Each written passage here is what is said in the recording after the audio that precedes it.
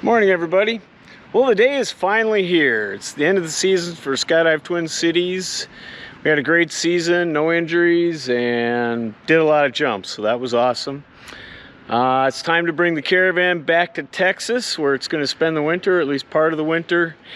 I finally got all the test flying done with the camera pod that was hard to do, and sat waiting for 3 days for decent weather to get down to Texas, and it has to be back to Texas tomorrow. They've got another project. They're going to be chasing a drone around or something like that, but the guys down at Spaceland have said it has to be back on the 6th, which is tomorrow. And I've been waiting for, like I said, 3 days to make this flight, because there's been nothing but nonstop thunderstorms from here all the way down to Texas. It's been almost a direct line, and the ceilings have been horrible, lots of thunderstorms, tons of rain, and it's not a lot better today. You know, I've been looking all morning. I wanted to leave first thing in the morning, but the ceilings were low IFR for most of the way, and it's only marginally better now. Now, yes, I could go IFR, but there's a lot of headwinds up there. Plus, the Caravan doesn't have an autopilot, so 4 hours of hand flying in actual conditions, I can do it, but it's draining. It's a lot of work. It's kind of fun, but after a while, it gets a little old. Plus, the database on the GPS, I don't remember when the last time it was updated. And the artificial horizon's been giving us a little bit of trouble. It kind of comes back slowly from a steep bank, so not awesome, and not 100% confident in it. But still, it's a backup. But it looks like it's going to be scud running for the first half of this trip. And that will actually give me some tailwinds, which is nice. It'll avoid having to make a fuel stop, hopefully. And you know, with the tailwind down low, there's a tailwind, you know, below 3,000 feet. I'm actually going to save probably a half an hour on my total flight, and that'll save me, yeah, around $500, which is nothing to sneeze at. You know, save time on the plane, save fuel. So I'm going to make this trip under the clouds. I'm going to have to be flying through some rain. I'm going to have to be down under 1,000 feet for most of it. There's a couple of spots along the route that are low IFR. I think I can slide west and avoid most of those. Like I said, I've been waiting for a couple hours for conditions to improve. The trend along the whole route of flight is improving. I don't really want to wait much longer. It's 10 o'clock in the morning right now. There's only a couple flights out of Dallas to get me home to Minneapolis tonight, and I want to catch those, so I want to get going as soon as possible. So again, it's kind of one of those get-there-itis, and here it starts raining again. You know, I want to save money, I got to get the plane down there, and I want to get home tonight. So yeah, get-there-itis, kind of being pushed to make this flight.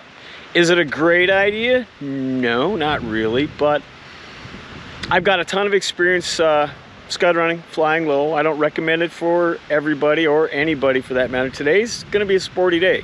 Today's gonna have my A game on. You know, if I didn't have any pressure to get it down there, I wouldn't fly today, definitely. And so there it is. I mean, I do have the ability to go IFR if I need to. It's nice flat land. I'm going from here to Texas. There's not a hill along the whole way, so unlike the spring ferry flight up here from North Carolina, I don't have a line of mountains to contend with. So pretty flat. Most of the visibility's 3 to 5 miles. Ceilings start off at, you know, here we're, you know, about 1,500 feet. Gets down to 600-700 feet in the middle, and then it improves. This last quarter of the trip is going to be nice VFR, so I've got a lot of options. I can always turn around, I can always land. You know, I don't have to make the flight tonight, and for that matter, I don't have to get the plane down there today. I mean, if they're late on their contract, they're late on the contract. I'm not dying for that, but my job's to get the plane there, so I've got a mission, and let's go do some scud running.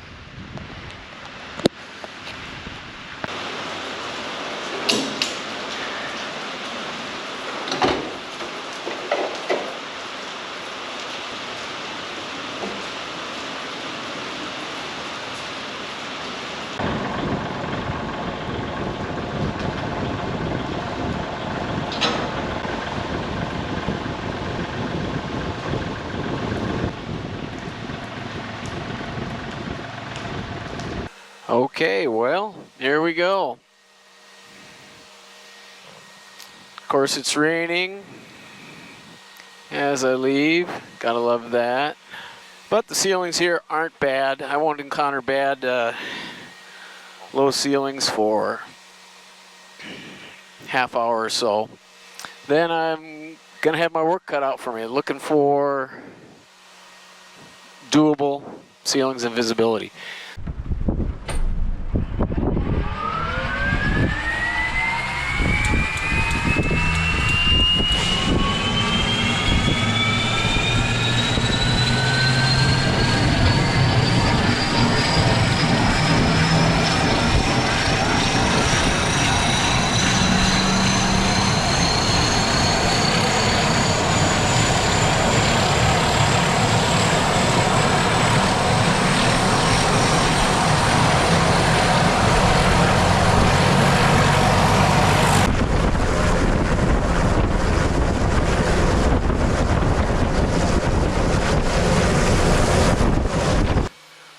Let's go flying, shall we? Okay, well, we got gas, undercarriage, mixture props, pumps. Engine instruments all look good. Flight controls, free and correct. Yes, that's just a control lock thing. I actually did all that good stuff in my pre-flight. Oil temps up. No time like the present. Let's go do it.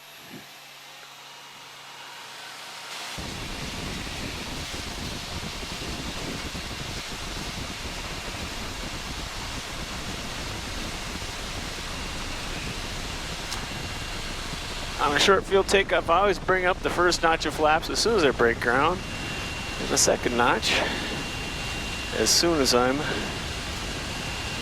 above a decent stall speed.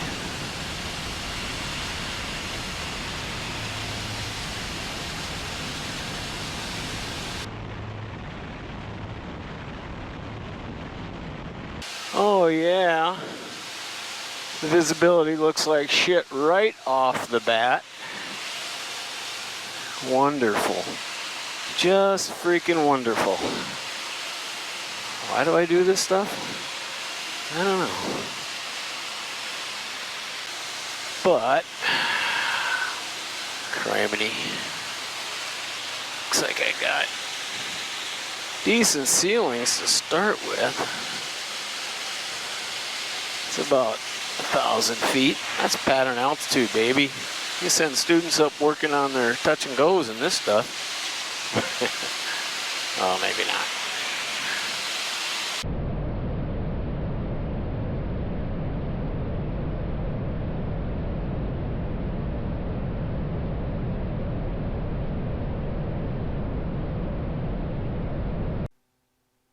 Now, of course, whenever you're Scud running, you always revert back to Carrie's 3 rules of Scud running. Number 1, don't fly into the clouds. Number 2, don't fly into the clouds. And number 3, most importantly, do not fly into the clouds.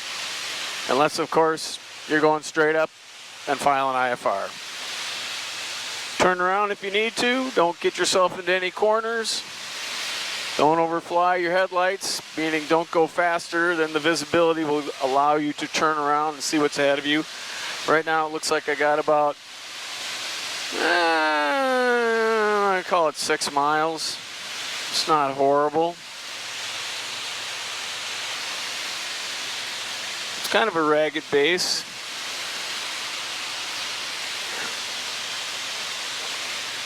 It's nice having my iPad with ForeFlight with the ADS-B hooked up to it, so I got real-time rain. Looks like I'm going to be out of the rain here pretty soon.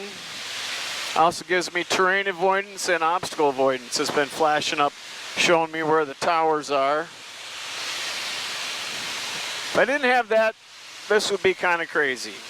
Okay, it's still a little crazy, but you know, I got good visibility.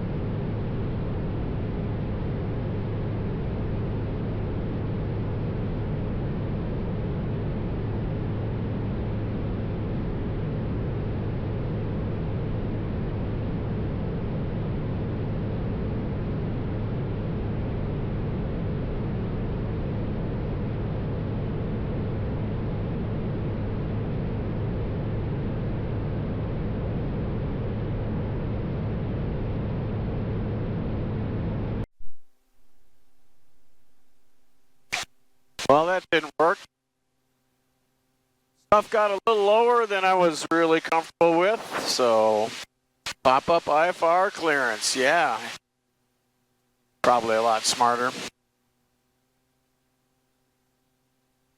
Sucks that this thing's so out of trim. We're 317 Bravo Tango, meet up center squawk 3610.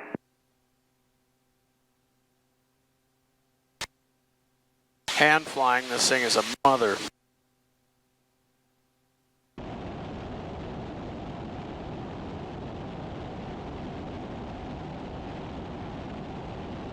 Charlie Papa, Roger, thank you. Well, here I am, still in the soup. Over Kansas City, they rerouted me around their departures. Of course, took it right over the airport, so. Future 1 Charlie Papa, 6 miles from Zodga, turn left heading 220, maintain 3000 until established on local as cleared ILS running 19er downtown. So I've been cleared back on course. CVM 7 Kilo Golf, turn right heading 130. Right turn 130, 7 Kilo Golf. And I'm getting kicked around here pretty good. And departure, Citation 716, over here is down to 3500, Making, 5000, right hand turn 270 with that in. Citation 716, over Pulling heading altitude, radar contact, relatively challenging. Maintain 15,000. 15,000, 6 River Sierra. Still managing my fuel load on each wing by shutting off the left fuel selector to keep getting too out of balance here. Still got 2 hours to go. No wind in sight. I was hoping I'd be in VFR conditions. Number 6, number Sierra, turn right heading 360. 360, 6 River Sierra. By now, but I'm not. So. And my speed is a little less than I anticipated. Number 7 Kilo Golf, 5 miles from Kalamazoo, turn right heading 190, maintain 3000 until established on the final approach course, cleared RNAV runway 22, approach New Century. So it looks like I'm going to probably miss the last flight out of Dallas, so. New Century. Bisha 1 Charlie Papa, contact downtown tower 133.3, good day. I have a hotel Number 6, number Sierra, proceed direct in my J-Dog. future. Direct J-Dog, 6 River Sierra. And, Number 38 Whiskey, proceed direct Falov. and with this headwind, there's a likely fuel stop in my future as well. It's going to be close, but we'll see when we get closer.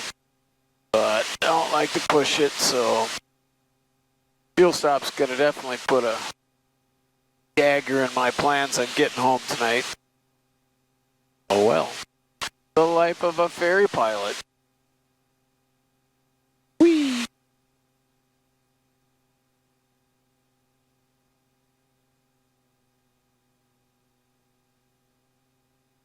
But I'm super current hand flying in IMC conditions now.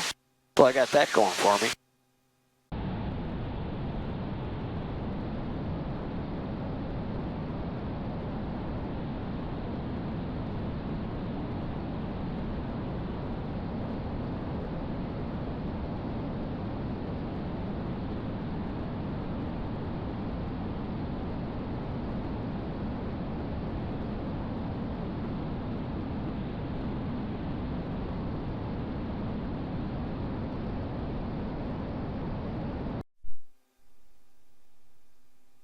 Well, my break from IMC looks like it's almost over.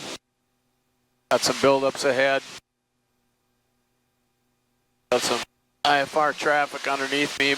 Cherokee heading the other way. That's not really an issue right now.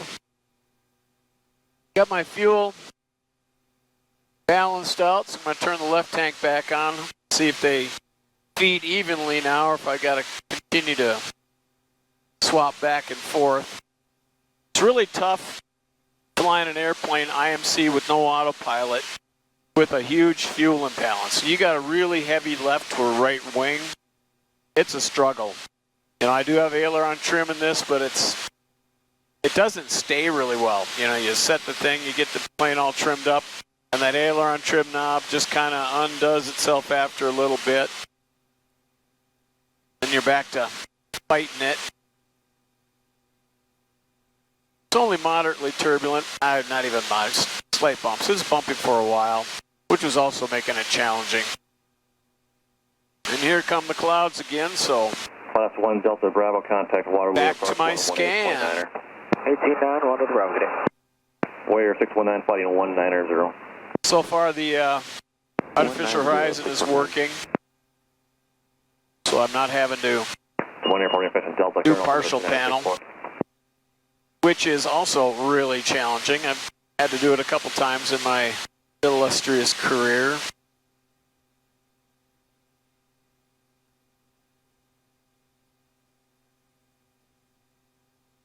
But hand flying in IMC is kind of the essence of an IFR pilot. You know, you got to be able to do that. And you might have to someday, like today, have to do it for hours at a time. And it's exhausting if you're not good at it, or even if you are. You know, especially if you're not good at it. I can see how pilots get themselves into real trouble because you just get so overwhelmed after a while. Warrior 619, turn left heading 120. You almost, you know, it's mentally fatiguing and you just can't do it after a while. 120, 4000, 619. I mean, having to concentrate on your scan intently for hours at a time is tough.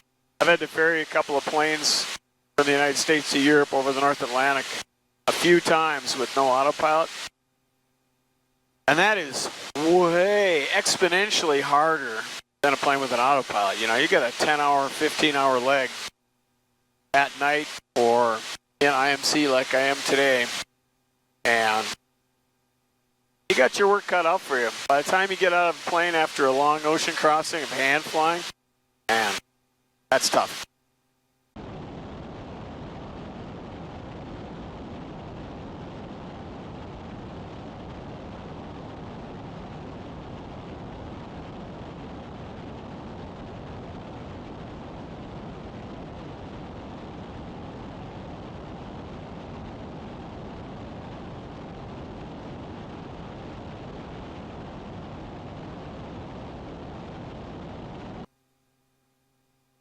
All right, well, got past Kansas City and I decided to cancel IFR because at 4,000 feet I was just right in those tops, not tops, right in the middle of this cloud layer. I was really getting kicked around.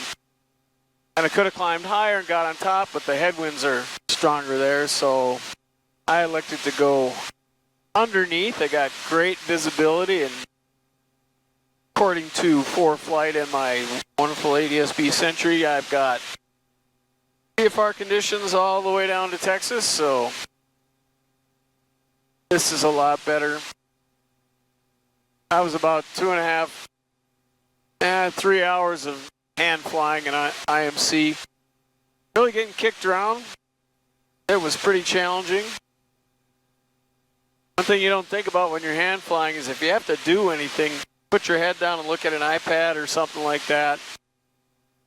You got to do it quick because you got to maintain your scan. So your iPad becomes part of your scan. iPad altimeter, iPad heading indicator, iPad artificial horizon. Well, I didn't quite make it to Spaceland. I was going to come in with probably 15 minutes of fuel left, and that's just not quite enough. I was close, but oh well.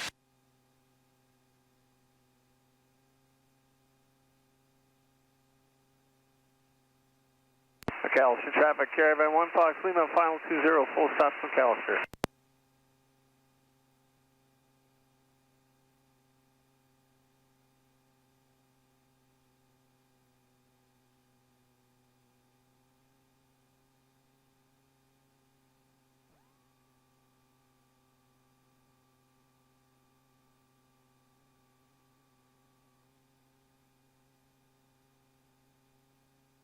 McAllister traffic, Caravan 1 Fox Lima, clear 20, McAllister.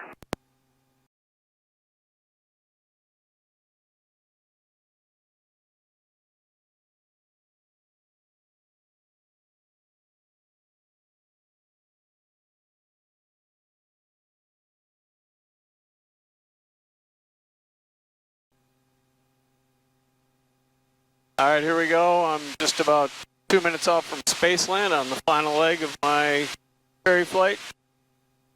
It's been a challenging one. A lot of hard IFR and rain at the beginning.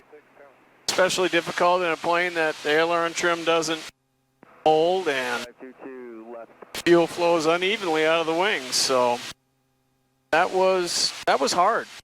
I'll give you that one. But I survived. Hooray. Now I'll, whoa, birds. There's a lot of birds down here. Hopefully we can get one of the pilots at Spaceland. I think they're all ready to give me a ride. So if we can get into the, I can find the airport. Guess we'll see.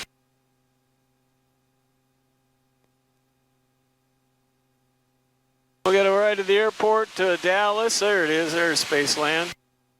And hopefully catch that last flight out, and I'll get home tonight.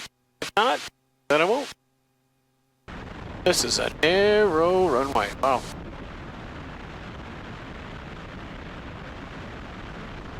I can do it though.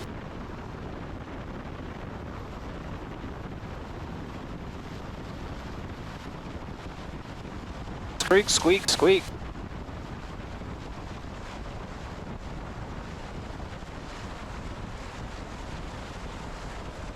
Success on the ground at Spaceland Dallas. Oh, hi, FL. What's up? Not much. Where would you like your airplane? I think if you can put it in this north-west corner of our ramp over here where you see me pointing, if you can squeak by the otter, I'll wing walk you. Roger.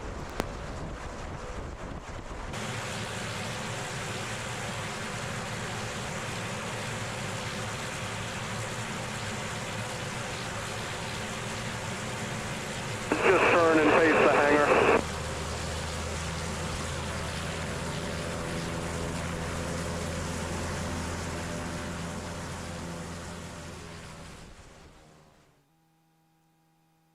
All right, well, that's all I've got for now. On the ground Spaceland, cooling her down. All I've got is one bag. And I'll beat feet to the airport, talk to Kathy, see if she can get me that last seat. There's one seat left on the last flight out of Dallas. Feels like it's the last flight out of Saigon. And I'll be home again. Anyway, thanks for flying along with me. Good little flight. I will see you guys next time. Don't forget, when you're landing at an airport with a really narrow runway, don't forget to keep your speed up. See ya.